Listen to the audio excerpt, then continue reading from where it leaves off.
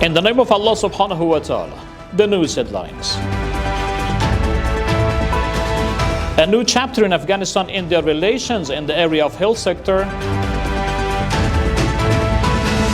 The sign of electricity transmission project contract in Urooj province. And the continuation of Israeli attacks on Gaza Strip. Welcome to today's news package. It's Tuesday, the 2nd of Rajab al-Murajab 1447, the 2nd of Jadi 1404, and the 23rd of December 2025. The news details.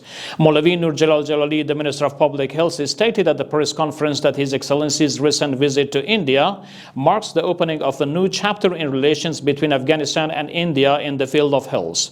Maulvi Nur Jalal Jalali stated that during his meeting with Indian health officials, discussions were held on investment in Afghanistan's health sector, the import of standard and quality medicines, and the cooperation in the field of traditional medicine.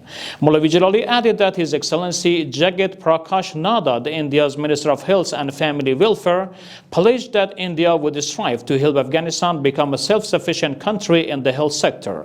Based on the Minister of Public Health's commitments made during the aforesaid meetings included strengthening Afghanistan's health sector, facilitating visas for Afghan doctors, providing medical equipment and various vaccines to Afghanistan, and easing visas procedure for Afghan citizens.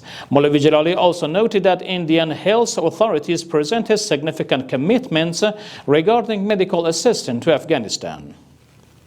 A contract for the electricity transmission project to the district of Dari and Qushtapa in Urooj province, valued 1.886 billion Afghanis, was signed in the presence of Mullah Abdul Ghani Baradar, the Deputy Prime Minister for the Economic Affairs, between the Minister of Water and Energy and a private company. Maulvi Abdul Rahman Rahmani, the Director General of the Renewable Energy at the Ministry of Water and Energy, stated at the signing ceremony that with the implementation of the aforesaid project, nearly all households in the district of Qushtapa and Dari will gain access to electricity.